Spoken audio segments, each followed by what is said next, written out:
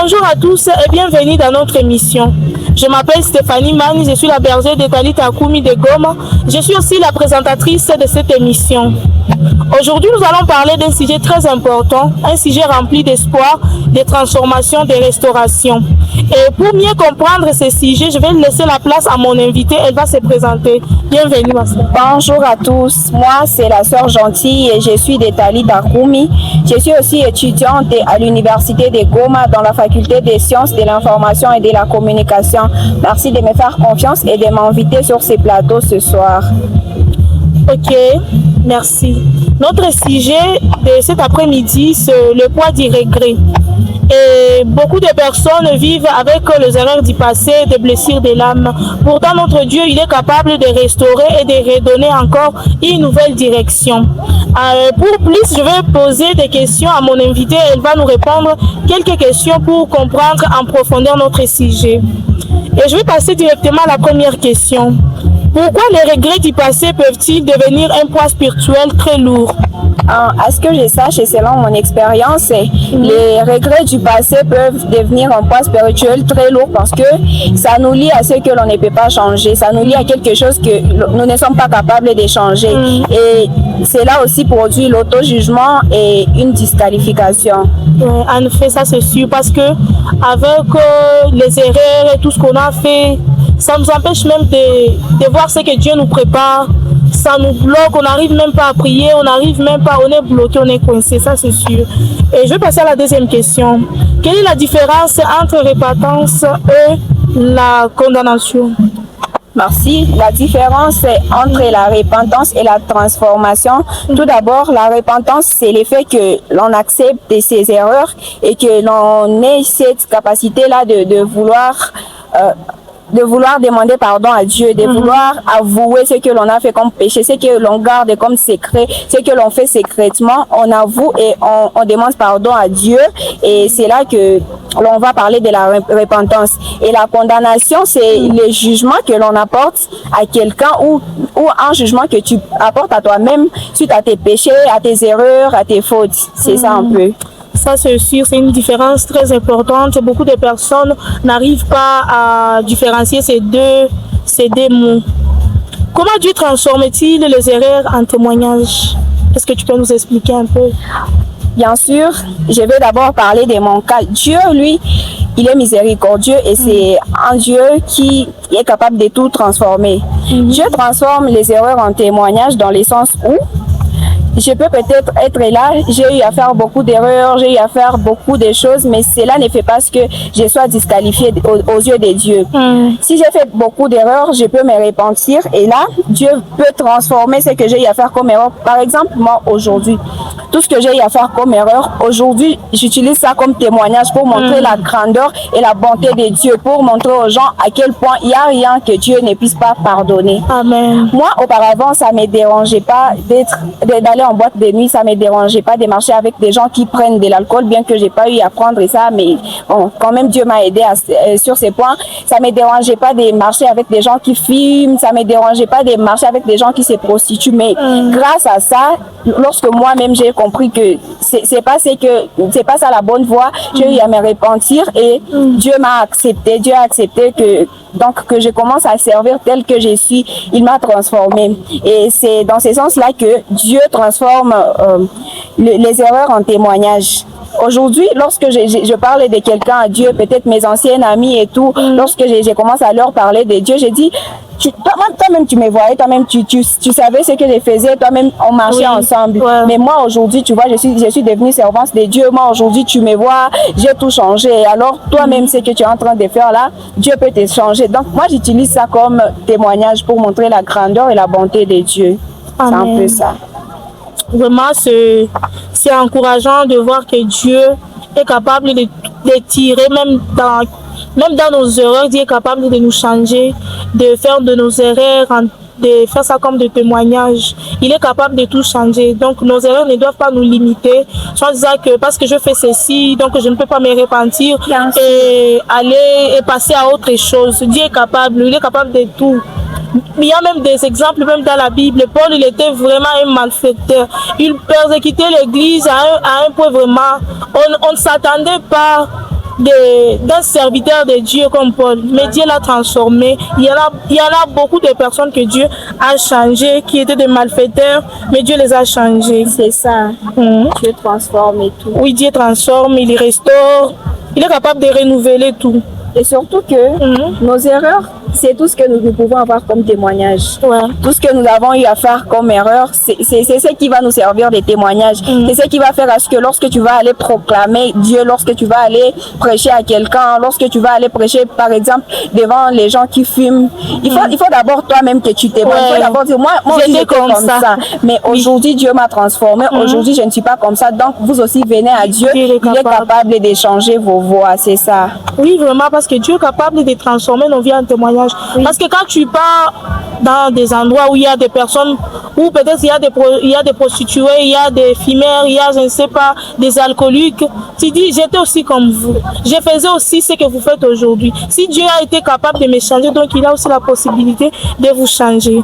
Passons à la question suivante. Que dire à une femme qui se sent disqualifiée à cause de son passé? Ce que je peux dire à une femme qui se sent disqualifiée à cause de son passé, que elle n'a pas les droits de les faire, parce que moi aussi j'étais comme ça. Au départ, lorsque j'ai décidé de commencer à suivre les voies de Dieu, lorsque j'ai décidé donc d'être une servante de Dieu, c'était pour moi un peu difficile, parce que tu voyais, lorsque tu fais un service quelconque, peut-être tu es en prière, peut-être tu es en train de faire quoi que ce soit, directement l'image de ton passé, ça te revient. Tu t'es dit, toi-même tu te disqualifies, tu te dis, avec tout ce que j'ai eu à faire, avec tout ce que j'ai eu à traverser, est-ce que Dieu est capable de me transformer? Est-ce que Dieu est capable de m'accepter tel que je suis? Est-ce que Dieu est capable d'accepter mon passé? Mais moi, j'ai eu à prendre la bonne décision. Moi, je crois que tout cela, ça nous arrive lorsque on ne s'est pas encore repenti. Parce que la repentance, lorsqu'on se repent, ça ouvre les portes à plusieurs choses. Ça ouvre même les portes qui étaient fermées. Donc, quand tu décides de te repentir, tu es dans, je peux le dire, tu as maintenant un pouvoir, tu sens en toi d'abord une paix. La repentance, ça te donne une paix. Et de par cette repentance que tu décides de faire, tu sens en toi que même si j'ai eu à faire des choses, Dieu il est miséricordieux. Même si j'ai eu à faire des choses, Dieu m'a pardonné et m'a accepté tel que je suis. Ce que je peux dire à une femme qui se sent disqualifiée, c'est que qu'elle prenne la décision, qu'elle se décide de se repentir, qu'elle avoue tout ce qui fait assez qu'elle se sente disqualifiée. Peut-être ce sont tes péchés, peut-être tu as eu à avorter, peut-être tu as eu à faire des choses comme ça. Il faut que tu avoues et que tu te repentes. Et comme on l'a dit, si tu te repens, il faut laisser les anciennes voies que tu étais en train de fréquenter, et tu deviens une nouvelle créature. Oui. Alors, je peux dire à cette femme de se repentir et de ne pas se disqualifier, parce que Dieu, quand il nous pardonne, il oublie nos erreurs. Comme nous dit la Bible dans Romains, le 8e chapitre, au premier verset, qu'il n'y a pas de condamnation pour ceux qui sont en Jésus-Christ. Donc, venez à Jésus-Christ, il va nous pardonner et il va nous transformer. Amen. Heureusement que Dieu aussi ne nous définit pas au travers de nos erreurs, non. Dieu, il nous voit juste. Parce que Dieu lui-même, la justice, c'est sa nature. Il est juste de nature. C'est pourquoi même lui, il nous voit juste. Malgré nos fautes, malgré tout ce qu'on a eu à faire dans notre passé, Dieu, il nous voit toujours juste par sa grâce. Ce n'est pas de nos efforts. On peut même être là, on se dit, bon, on mène une vie même de prière, on est là, on est juste avec Dieu parce qu'on part même à l'église, on est servant de Dieu, tout ça. Mais ce n'est pas ça qui nous rend juste. Ce qui nous rend juste au devant de Dieu, c'est parce que lui-même, il décide de nous voir comme des justes. Mais en réalité, nous ne sommes pas justes, ce n'est ni de nos efforts. On ne fait rien pour être juste au devant de Dieu. Comment réellement se pardonner à soi-même? Pour se pardonner à soi-même, tout d'abord, il faut accepter ses erreurs. Il faut tout d'abord accepter que ce que tu as fait, ce sont des erreurs. Oui. Après avoir accepté que ce que tu as fait, ce sont des erreurs, et accepter aussi que c'est normal que tu te trompes, c'est normal que tu tombes dans les péchés, c'est normal que tu fasses des erreurs, c'est normal que tu commettes des erreurs. Mais peu importe l'effet pour toi de tomber, peu importe l'effet pour toi de faire des erreurs, tu n'as pas le droit de ne pas te relever. Il faut que tu te relèves. Donc, pour se pardonner à soi-même, moi je crois que c'est l'acceptation de ses erreurs et accepter que c'est tout à fait normal, c'est pour tout être humain de se tromper, c'est pour tout le monde de se tromper. Et après ça, on se relève et on fait l'effort de ne plus jamais tomber dans les mêmes erreurs. Donc, les erreurs ne nous définissent pas, comme tu viens de le dire. Ce que j'ai eu à faire comme erreur, c'est pas ce qui va définitivement me définir. Ça ne définit pas ton identité. Ce que j'ai eu à faire dans mon passé, ça me définit pas. Alors, j'ai le droit de me pardonner à moi-même parce que peut-être j'avais fait parce que j'étais dans des mauvaises compagnies. Peut-être je l'avais fait parce que il y avait la pression de mes amis et tout. Alors, j'ai le droit de me pardonner parce que c'est tout à fait normal à tout le monde de se tromper, c'est ça. Et aussi, je dois me pardonner parce que je crois que Dieu lui-même, il nous pardonne, peu importe tout ce que nous avons eu à faire. Et donc, si Dieu, il m'a pardonné, pourquoi ne pas me pardonner à moi-même? Quand je sais que Dieu m'a pardonné, je dois me pardonner à moi-même et créer une paix, créer en moi quelque chose qui va faire à ce que moi-même, je sente que non, je me suis pardonné et j'ai maintenant la paix et maintenant, je me sens aussi forte, je peux continuer avec mon chemin. Vraiment, tu as tout dit.